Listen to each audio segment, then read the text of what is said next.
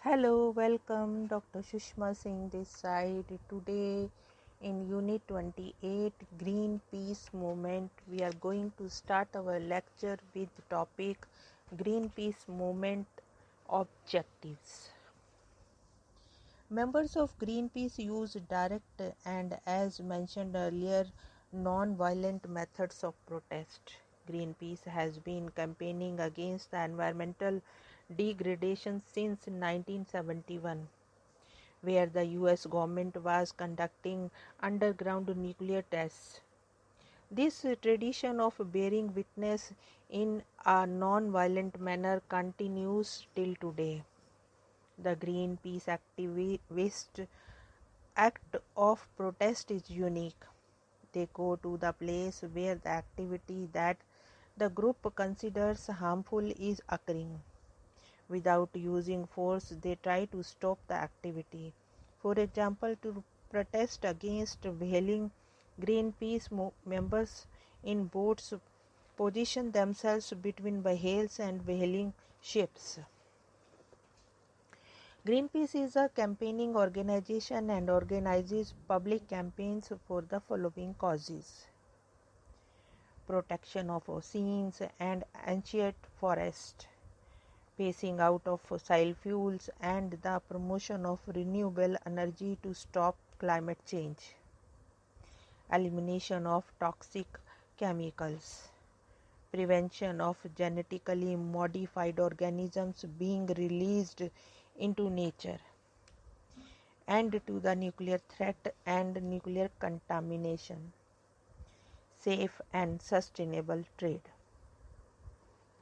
Greenpeace does not solicit or accepts funding from the government since it does not compromise its independence, aims, objectives, or integrity. It relies on the voluntary donation of individual supporters and on grant support from the foundations. Among other things, Greenpeace has played a pivotal role in ban on toxic waste exports to less developed countries, moratorium on commercial whaling, United Nations Convention providing for better management of world fisheries, Southern Ocean Whale Sanctuary, a 50-year moratorium on mineral exploitation in Antarctica, ban on the dumping at sea of radioactive and industrial waste and disused oil installations, and to high sea, large scale drift net fishing, ban on all nuclear weapons testing, which was their first ever campaign. Now let us move to the next point: Greenpeace movement global avenues of actions. The priority issue of the Greenpeace is climatic changes. They believe that the disruption in the ecosystem will likely harm everything from minke whale to coral reefs to polar bears.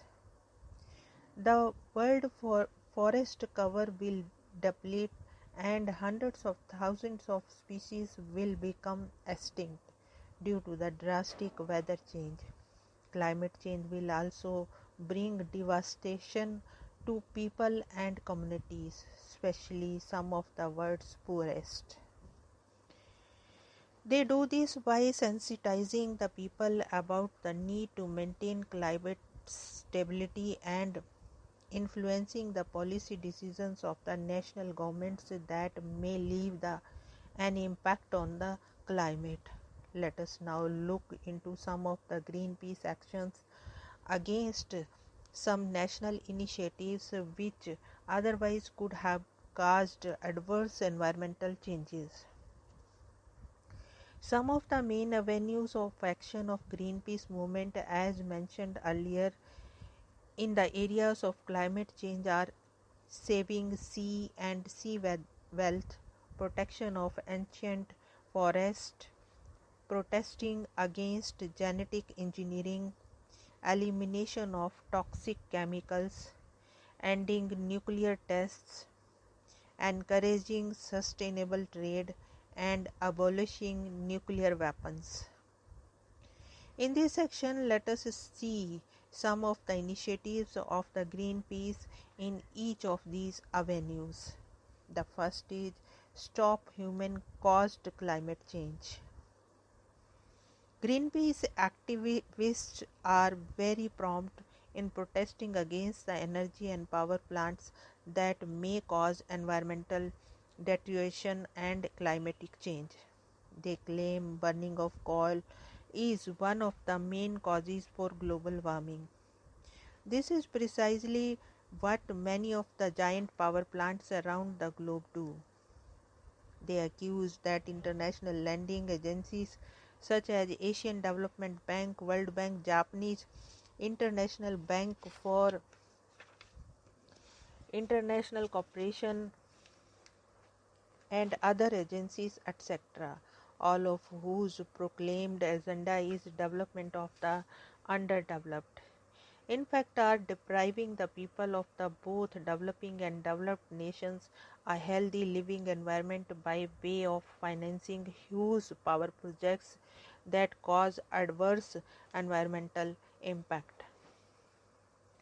According to Greenpeace movement, out of the ADB's entire energy portfolio financing from 1966 to 2004, only 1.82% went towards the funding renewable energy and energy efficiency.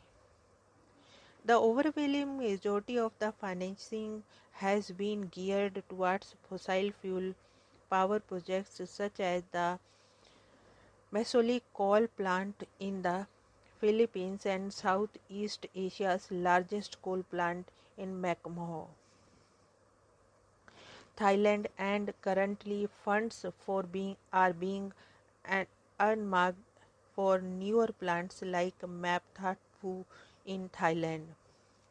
Since Maho began operations in 1955, 30,000 people have been displaced, almost 200 killed, and thousands suffered from the respiratory problems caused by inhalation and exposure to sulfur dioxide from the mine and the power station. Clean alternatives to fossil fuel power in Asia are widely available. In the Philippines, enough wind power potential exists to produce 7 times over the country's current energy demand. In the Chinese province of Guangdong, there exists sufficient wind power potential to meet the equivalent of the current energy supply in Hong Kong. International financing institutions like the ADB along with the WB need to stop fueling the problem of climate change and start financing clearer, safer solutions. Greenpeace calls on them to commit to a 20% renewable energy target for power project lending annually. They need to come clean on dirty energy. Greenpeace activists demonstrate peacefully protest against these projects. They protested against the expansion of the Masilo coal power plant in Manila. Greenpeace activists were at the plant to draw attention of the Australian and Japanese backing of the expansion of climate changing coal dependency in Asia. Australia and Japan are underwriting climate change at the time when the Philippines and Asia are facing the likelihood of devastating social and economic instability from climate change, precisely when the country and the rest of the Asia are least able to deal with its impacts. Another instance is that of a case of Brazil. The devastating drought currently affecting the Amazon rainforest is part of a vicious cycle created by the combined effect of global warming and deforestation and could cause the collapse of the rainforest, according to scientists. Brazil is one of the most vulnerable countries to climate changes in the world because of its invaluable biodiversity. 17% of the Amazon has been completely wiped out over the past 30 years. According to Brazilian National Institute for Space Research, INPE, and even more has been damaged by destructive and illegal logging and other human activities. Life on Earth depends on ancient forests for its survival. They are the richest, most diverse habitats and help stabilize climate and regulate the weather.